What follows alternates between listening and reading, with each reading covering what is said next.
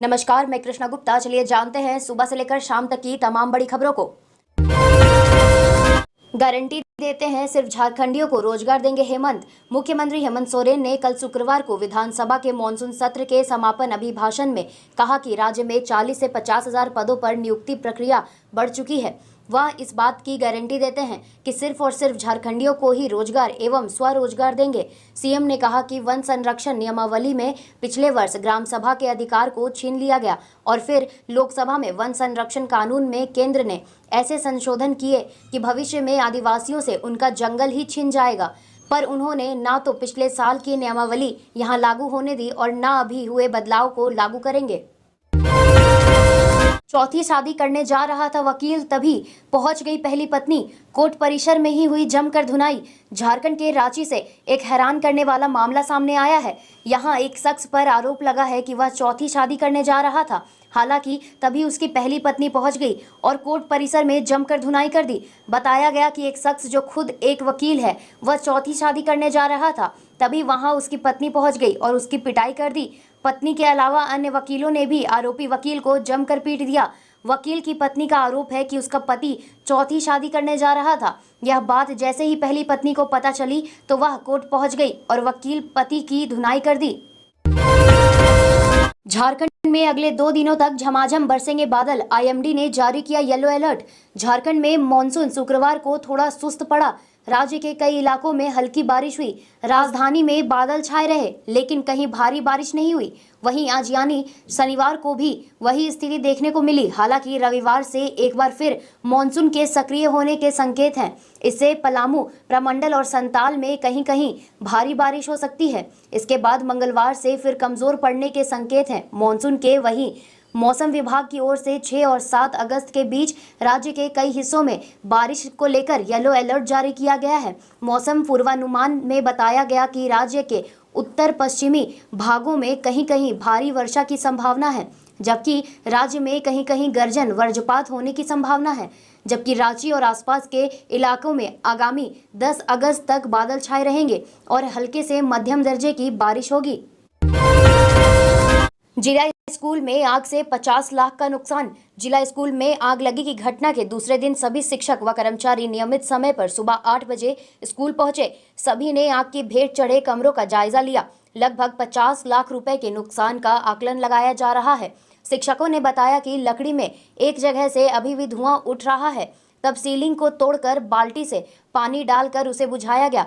आग की घटना में 6ठी, 7वीं, 8वीं और 9वीं कक्षा बुरी तरह प्रभावित हुई। यहां लगे smart board, projector, battery, bench, desk, table, कुर्सी के साथ साथ सीसीटीवी कैमरा भी जल गया है। जिला स्कूल में शुक्रवार को भी कक्षाएं स्थगित रखी गई। शनिवार को भी स्कूल बच्चों के लिए बंद रखा गया है। अब सोमवार से ही बच्चे स्कूल आएंगे। विधानसभा के मॉनसून सत्र के अंतिम दिन भी हंगामा। मुख्यमंत्री हेमंत सोरेन बोले, झारखंड में किसी बाहरी व्यक्ति को नहीं लेने देंगे नौकरी। झारखंड विधानसभा के मॉनसून सत्र का शुक्रवार को समापन हो गया। समापन भाषण में मुख्यमंत्री हेमंत सोरेन ने कहा, 1932 के खतियान आधारित स्थानीय नीति को हमने विधानसभा से पास कर राजभवन भेजा है। उसे उलझा कर रख दिया गया, लेकिन हमारा प्रयास कम नहीं हुआ है। विश्वास रखें, हम इसे फिर से लाएंगे। उन्होंने कहा, सुदेश महतो बड़ी चतुराई से पूछ रहे हैं कि कौन सी नीति पर सरकार अभी नौकरियां देने जा रही है। षड्यंत्र के तहत 60-40 का नारा देकर युवाओं को भड़काया जा रहा है। सीएम ने कहा कि एसटी, एससी व ओबीसी को 50% और ईडब्ल्यूएस के लिए 10% नौकरियां आरक्षित है। ऐसा नहीं होगा कि शेष 40% में सभी बाहरी ही घुस जाएंगे। पूर्व की सरकार में तो 75% तक बाहरी घुस रहे थे। अभी भी 15 से 20% बाहरी घुस जाते हैं। हम इसे भी जल्द ही 0 कर देंगे।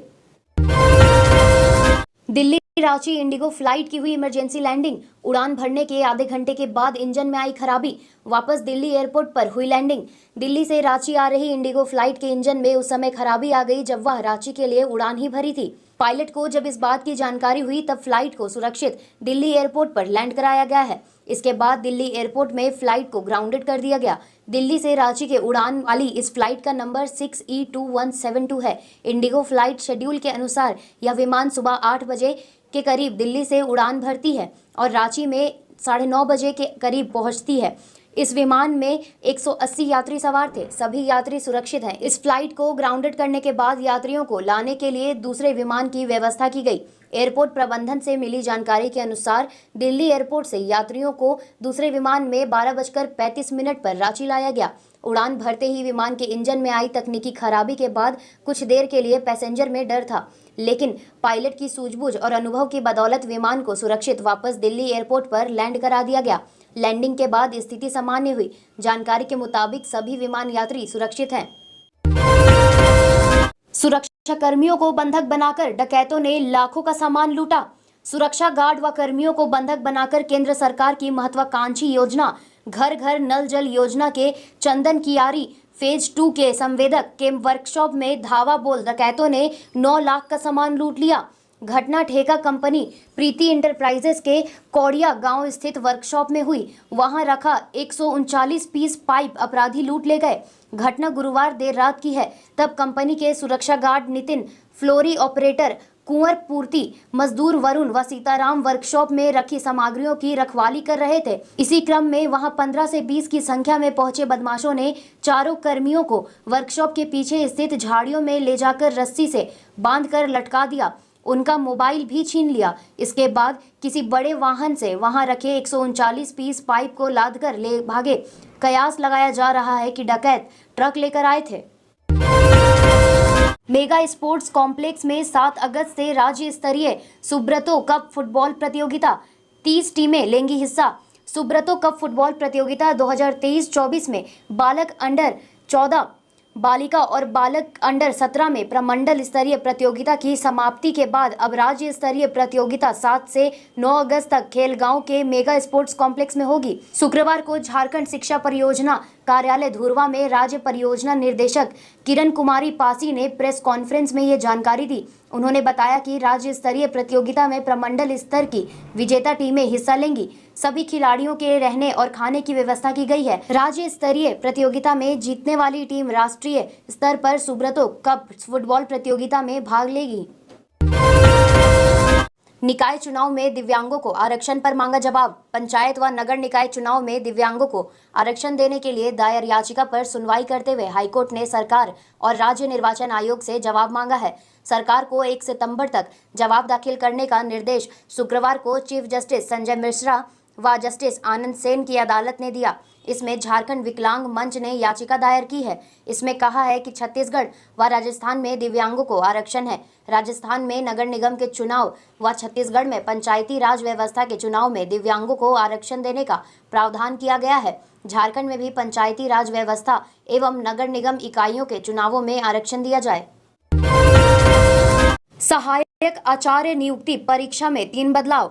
8 अगस्त से शुरू हो जाएगा आवेदन। संस्कृत, उर्दू, उड़िया तथा बांग्ला भाषा में भी परीक्षा का मौका। झारखंड कर्मचारी चयन आयोग ने झारखंड प्रशिक्षित प्राथमिक शिक्षक संयुक्त प्रतियोगिता परीक्षा 2023 का विज्ञापन निकाला गया है। इस विज्ञापन में 3 बदलाव किए गए हैं। पहला बदलाव भाषा पेपर को लेकर है। दूसरा बदलाव इसके नाम को लेकर है। वहीं तीसरा बदलाव आरक्षण को लेकर है। नाम में बदलाव के तहत इसे अब झारखंड प्रारंभिक विद्यालय प्रशिक्षित सहायक आचार्य संयुक्त प्रतियोगिता परीक्षा 2023 कहा जाएगा। इस विज्ञापन के लिए 8 अगस्त से ऑनलाइन आवेदन लिया जाएगा। इस नियुक्ति प्रक्रिया में थोड़ा बदलाव किया गया है।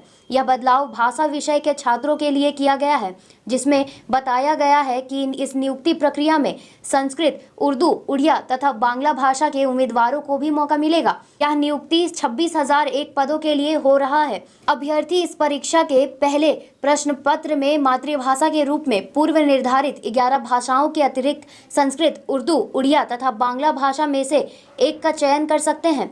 इस विज्ञापन के लिए 8 अगस्त से ऑनलाइन आवेदन लिया जाएगा। इस नियुक्ति प्रक्रिया में थोड़ा बदलाव किया गया है। यह बदलाव भाषा विषय के छात्रों के लिए किया गया है, जिसमें बताया गया है कि इस नियुक्ति प्रक्रिया में संस्कृत, उर्दू, उड़िया तथा बांग्ला भाषा के उम्मीदवारों को भी मौका मिलेगा। श्रावणी मेले में दिख रहा मलमास का असर। हर दिन महज 1.5 से 2 करोड़ का ही कारोबार। श्रावणी मेले का शुभारंभ होने के बाद 3 जुलाई को 1 माह पूरा हो गया। इस 1 महीने में मलमास का असर देवघर के श्रावणी मेले के बाजार पर दिख रहा है। मेला से जुड़े व्यवसायियों के लेखा-जोखा के अनुसार पिछले वर्ष के श्रावणी मेला के बाजार की तुलना में इस वर्ष एक महीने में 1/4 भी कारोबार नहीं हुआ है। डाकघर में मिल रही पार्सल पैकिंग की सुविधा। रांची समेत राज्य के सभी मुख्य डाकघरों में डाक विभाग की ओर से पार्सल पैकिंग की सुविधा शुरू की गई है। इससे लोगों को काफी फायदा हो रहा है। पहले जहां लोग बाहर से रॉ मटेरियल खरीदकर खुद ही पार्सल पैक करते थे, अब डाक विभाग लोगों को डाकघर में ही यह सुविधा दे रहा है। इससे पार्सल की पैकिंग डाक विभाग के मानकों के हिसाब से होती है, जिससे टूटने, फूटने व क्षतिग्रस्त होने का खतरा कम होगा। 108 एम्बुलेंस चालकों की हड़ताल, गरीबों को पड़ रहा असर। महंगे रेट पर निजी गाड़ियों से मरीजों को ले जा रहे अस्पताल। जिले के ग्रामीण इलाके के लोगों के लिए लाइफलाइन 108 एम्बुलेंस चालकों की हड़ताल से गरीब मरीजों को काफी परेशानी का सामना करना पड़ रहा है। बीमार लोग समय पर अस्पताल नहीं पहुंच पा रहे हैं। सबसे अधिक परेशानी उन गरीब मरीजों को हो रही है जिनके पास अस्पताल तक जाने के लिए साधन नहीं है। हड़ताल के चलते स्वास्थ्य केंद्रों और अस्पतालों में 108 एम्बुलेंस खड़ी कर दी गई है। इधर मरीजों को समय पर इलाज नहीं मिल रहा है। कई मरीज निजी वाहनों से भाड़े पर अस्पताल पहुंच रहे हैं। कई ऐसे मरीज भी हैं जिनको डॉक्टरों ने बड़े अस्पताल रेफर कर दिया गया है, लेकिन एम्बुलेंस नहीं मिलने के चलते वे अस्पताल नहीं जा पा रहे हैं। खूंटी में व्यापारी से लूटपाट, घात लगाकर अपराधियों ने की लूटपाट। गोलीबारी में एक घायल, एसपी ने की पुष्टि। खूंटी जिले में अपराधियों ने एक बार फिर लूटपाट की घटना को अंजाम दिया है। यह लूटपाट अनाज के व्यापारी से की गई है। लूटपाट के दौरान अपराधियों ने फायरिंग की, जिसमें एक व्यक्ति घायल भी हुआ है। उसका इलाज स्थानीय अस्पताल में चल रहा है। घटना देर शाम की है। जिस अनाज व्यापारी से लूटपाट की गई है उसका नाम बादल साहू है। वह पुराना नगर का रहने वाला है। जानकारी के मुताबिक पुराना नगर निवासी बादल साहू अड़की स्थित डरोया बाजार से व्यापार कर देर शाम घर लौट रहे थे। इसी बीच घात लगाकर बैठे 3 अपराधियों ने हथियार के बल पर व्यापारी बादल साहू से लगभग 2.5 लाख रुपए लूट लिए। घटना अड़की थाना क्षेत्र का है। बाइक पर सवार 3 अपराधियों ने गुड्डूरी डीह पुल के समीप घटना को अंजाम दिया। घटना को अंजाम देने के बाद अपराधी तमाड़ की तरफ भाग निकले।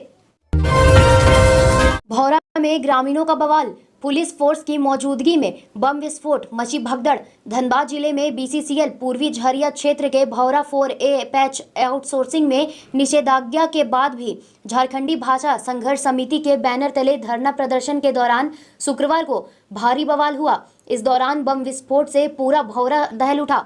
बम विस्फोट पुलिस बल की मौजूदगी में किया गया। हालांकि घटना स्थल से 70 से 80 फीट की दूरी पर बम विस्फोट किए जाने से कोई घायल नहीं हुआ, लेकिन अफरा तफरी मच गई। लोग इधर उधर भागने लगे थे। आंदोलनकारियों ने कहा कि दंडाधिकारी और पुलिस बल की मौजूदगी में बमबाजी करने वाले को पुलिस चिन्हित कर कार्रवाई करे। धनबाद के लोगों के लिए खुशखबरी, घर में पाइपलाइन से जल्द शुरू हो जाएगी गैस की आपूर्ति। धनबाद में पाइपलाइन से घरेलू उपयोग के लिए प्राकृतिक गैस की आपूर्ति का इंतजार लगभग खत्म हो चुका है। जल्द ही घर घर घरेलू पाइप्ड नेचुरल गैस यानी पीएनजी की आपूर्ति शुरू कर दी जाएगी। इसे लेकर तेजी से काम चल रहा है। Gas authority of India limited यानी गेल जगदीशपुर हल्दिया प्राकृतिक गैस पाइपलाइन परियोजना के माध्यम से घरेलू पीएनजी सेवा आरंभ करने में लागू हुई है।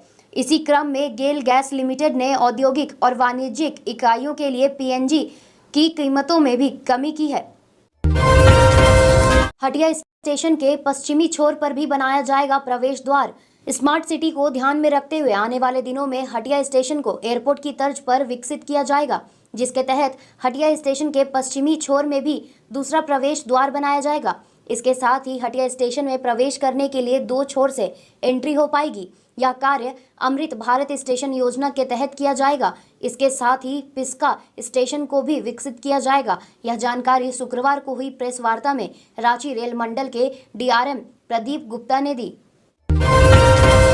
सुभाष मुंडा के हत्यारे बख्शे नहीं जाएंगे, हेमंत सोरेन ने कहा। मुख्यमंत्री हेमंत सोरेन ने दिवंगत सुभाष मुंडा के परिजनों को आश्वस्त किया कि इस हत्याकांड में संलिप्त अपराधियों को बख्शा नहीं जाएगा। मैंने खुद इस हत्याकांड को गंभीरता से लिया है। पुलिस हत्या से संबंधित प्रत्येक बिंदु पर अनुसंधान कर रही है।